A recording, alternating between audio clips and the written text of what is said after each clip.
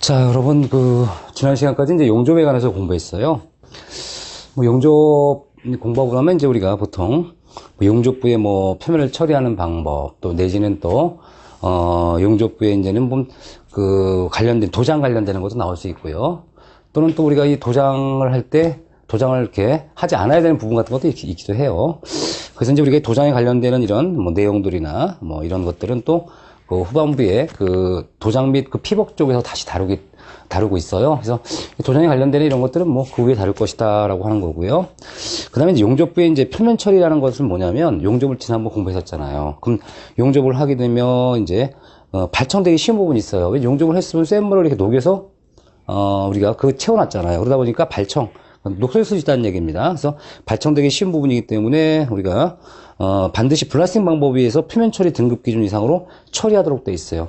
블라스트라는 거 공부하셨어요. 우리가 고력벌트에서 또 뭐라고 나왔냐면, 이렇게 표면을 가공하거나 이렇게 약간 거칠게 하거나 녹 같은 거 베낄 때 샌드블라스트 같은 거 써서 우리 강하게 머리 같은 걸 뿜으면 어떻게 돼요? 그 표면이 약간 거칠거칠해진다 그랬잖아요. 그래서 이런 걸 다 블라스트를 하는데요. 어쨌든 블라스팅 방법에 의해서 표면 처리 등급 기준을 만족할 수 있는 처리 기준이 필요하다는 얘기고요.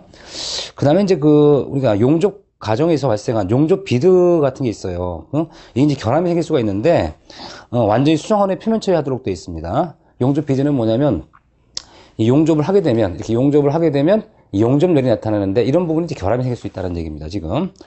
그 다음에 이제 용접 시에 발생한 용접주의 스패터는 기억나시죠? 이게 용접을 하게 되면 우리가 보통 용접 똥이라고 하는데 번쩍 튀는 거 있잖아요. 이런 게 이제 굳으면 이제 약간의 우리가 이제 부분이 문제가 되죠. 그래서 보니까 이런 것들 이런 걸 어떤 걸 충분히 사전에 제거하라는 얘기고요. 그다음에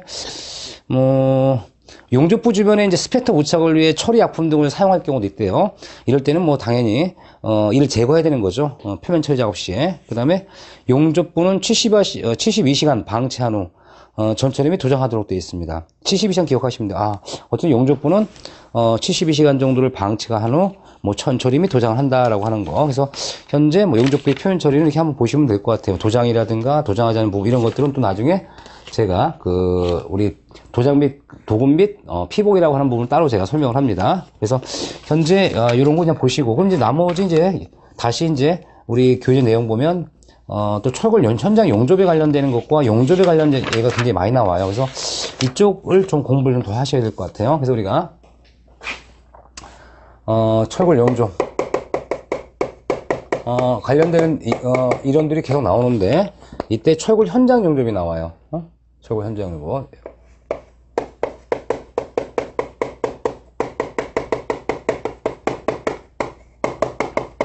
철골 현장 용접, 이 시방서 관련되는 내용인데요. 지금까지 아마 여러분들 여러 개 공부하셨을 겁니다. 그래서 현재 우리가 지금까지 공부했던 여러 가지 얘기 보면은 똥을 1번 내기가 이해하실 겁니다. 예를 들어 우리가 개선이나 청소 실시하고 불순물을 제거하라는 얘기가 쭉 나올 것이고요. 두 번째 이제 예열이라는 얘기가 나오죠. 예열. 예열을 하는 조건이 여러 개 있었는데, 현장에서 철골 현장 하더라도 당연히 용도 이하는 우리 예열을 해야 된다는 얘기죠. 예열. 그 다음에 이제 습도가 높은 경우, 습도가 높은 경우도 예열을 해라 라고 나온 거고요. 현장에서 용접할 때 우리가 용접을 할 때는 예열을 하는데, 이때 용접 부위에서 몇 밀리라 그랬어요? 100mm 범위, 그쵸? 100mm 범위, 용접 부위 주변에 100mm 범위의 우리가 예열을 한다는 거, 아마 지난번 공부했던 거랑 똑같은 얘기죠. 그 다음에 이제 네 번째는 시공 순서 같은 거 정할 수 있다는 거고, 다섯 번째 보면은 우리가 용접 방법이 나와요. 피복 아크 용접, 가스 실드 아크 용접이 나와요.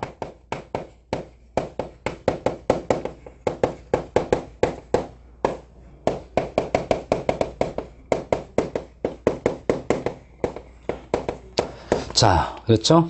이런 용접 같은 거를 이용할 수 있다는 거. 현장 용접은 특기 사항이 없는 한 피복 아크 용접, 현장에서 할 때, 또는 가스 실크 아크 용접을 이용한다는 거. 특기 사항이 없어. 이건 이제 중요한 얘기죠. 그래서 우리가, 용접이 여러 가지 방법이 있는데, 어쨌든, 현장에서 특별한 특기가 없다면 피복 아크 용접이나 가스 실드 아크 용접 할 수 있다는 거. 그 다음에, 여섯 번째 내용 보시면, 용접 계획에서 풍속이 나와, 풍속.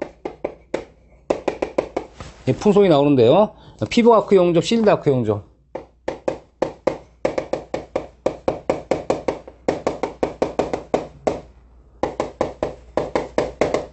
용접해서 우리가 10m/s라고 나올 거예요. 그렇죠?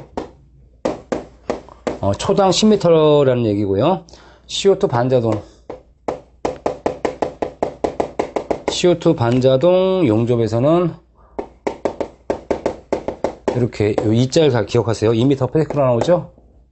이렇게 넘지 않는다. 이하라고 하는 거예요. 풍속 규정. 요거 아래 기준 이하라는 얘기입니다.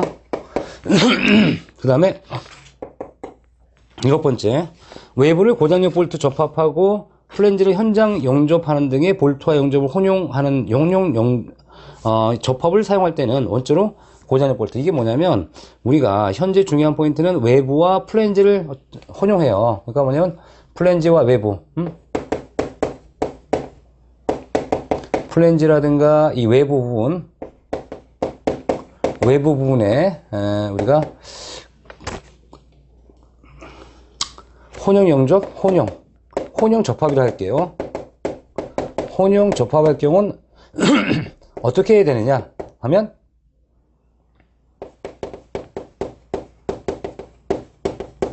고력 볼트를 먼저 하고 나중에 용접하라는 얘기가 나와요. 그쵸?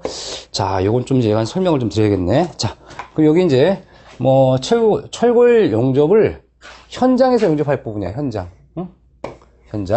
현장에서 용접을 하게 되면 어떤 것들이 우리가 규정이 되어야 되느냐, 이걸 얘기하는 겁니다. 그러면 이런 얘기는 뭐 지금까지 계속 했던 거예요. 그쵸? 뭐 0도 이하 습도가 높거나 하면 뭐 예열을 해라. 용접부에서 뭐 100mm 정도까지, 부분까지, 범위까지 예열을 해라. 라는 얘기. 여기서부터는 조금 이제 공부를 해야 되는 거예요. 용접을 현장할 때는, 특기 사항이 없다면 피부 아크 용접이나 가스실드 아크 용접을 하고, 요것들이 뭐가 관계가 돼 또? 이렇게 피부 아크 용접이나 실드 아크 용접은 10m/s 이하로 우리가 유지해라. CO2 반자동은 뭐 2m/s 이하로 풍속이 유지할 수 있도록 하라는 얘기입니다. 자, 그럼 여기서 의미가 뭐냐? 우리가 용접의 가장 중요한 그 포인트라고 지난번 얘기했었어요. 용접할 때 주의할 사항이 뭐냐 그랬더니